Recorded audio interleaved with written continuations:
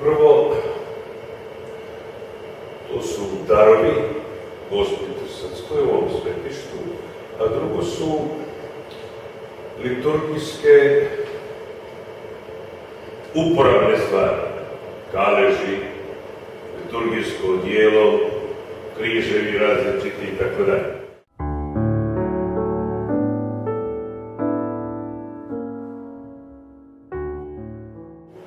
Ovo je srebrna Madona bana Tome Erdedija.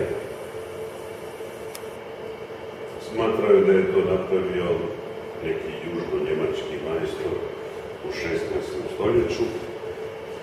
597. je to Toma Erdedi darovan. On je 593.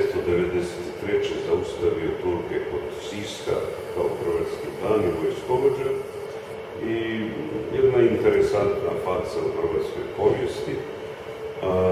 Evo, s druge strane ga je pratila tjeskoba.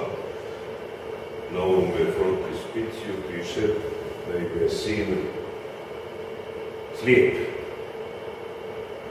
i zato se zavjetuju Gospi Trsanskoj.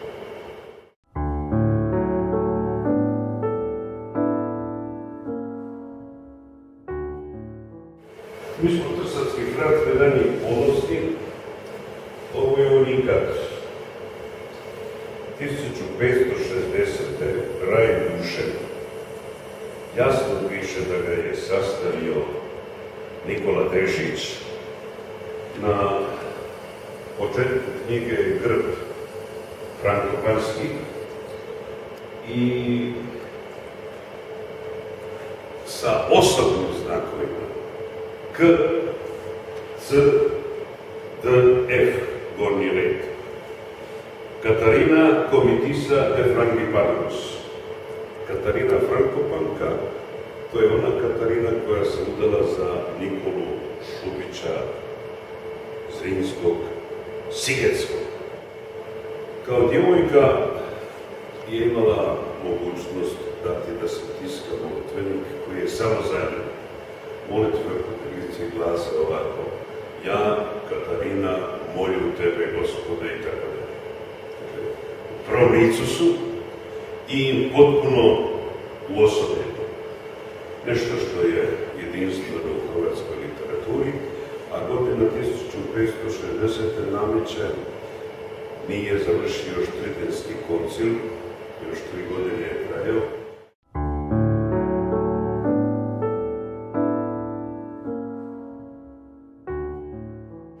Ovo je lekcionar Bernardina Splićanina 495.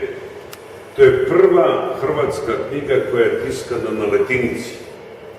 483. su tiskane prve knjige na glagoljici. Treće hrvatsko pismo, ćirilica, tek daje kasnije svoje plodove. Ne znam, ali svakako 1611. su katekizam i propovjedi fra Matije Ivkovića. Hrvati su se služili sa 3 pisma, a latinsko pismo kojim se danas služe, evo, ušlo je i uspojeno je sa ovim lekcionarom. Lekcionar to je ona knjiga iz koje se čita poslanica i evanđelje kod mise. Poslije toga svećenik kako je glagoljiv propovjeda.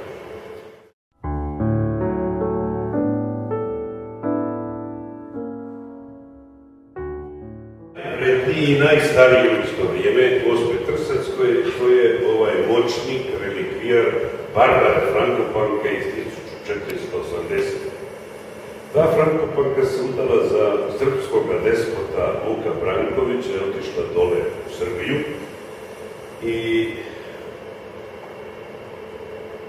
ima 32 mučeničke kosti. Sad, danas bi trebalo postaviti od DNK, pa da se ustanovi kakva je kost, čije je kost i tako dalje.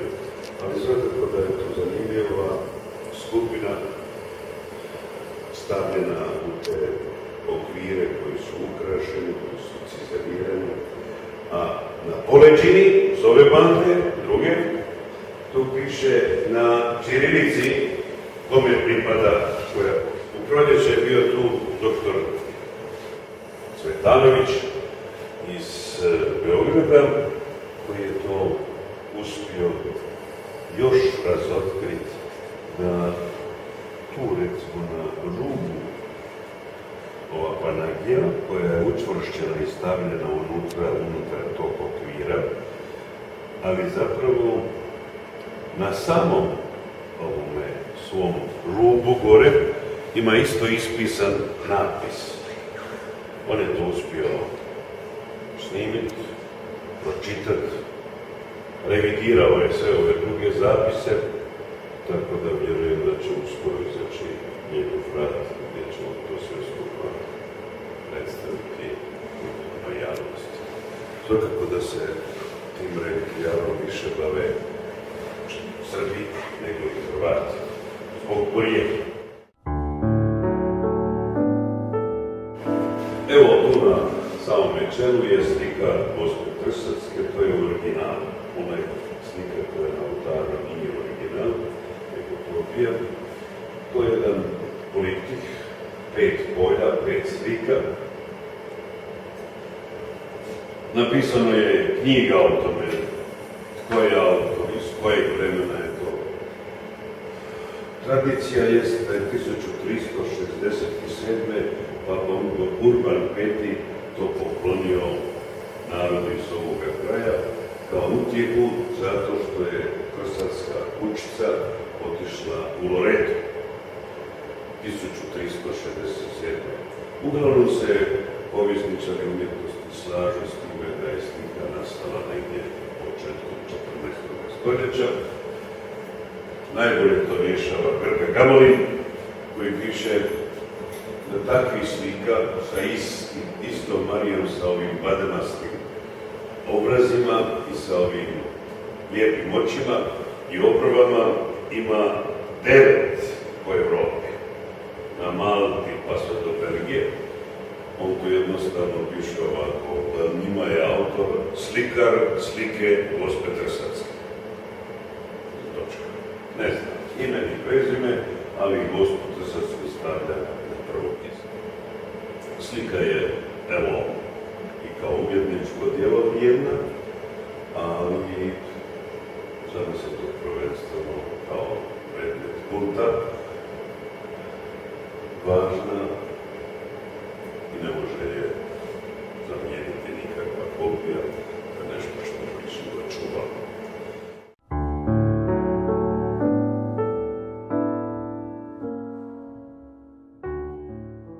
Kako je došao taj daroval? Pa car nije došao na Trsatku častiti, ali moja je teorija da je on to dao, da je to bilo zapravo odlikovanje koje su primali dostojanstvenici, a u to vrijeme je bio šef kancelarije kralja Ivana Zapoljskoga, Franjo Frankopan, bački biskup Franjo Frankopan, i vjerujem da je taj Frankopan bio više puta kod cara u poslanstvu, možda nekad s njime i ručao, a svakako dobio nekakva odlikovanja, onda se sjetio da je Frankopan i da to pripada Trsatku. To je uz to ruho još pripadao, tog ruhu je pripadao i plašt koji svećenici nose kod takozvanih blagoslova. Plašt je išao zajedno s tim ruhom 1912. u Beč na svjetski euharistijski kongres, ali nije pogodio put nazad. Tako da i od kulturnih Evropljana možemo naučiti kako se dobro hrani.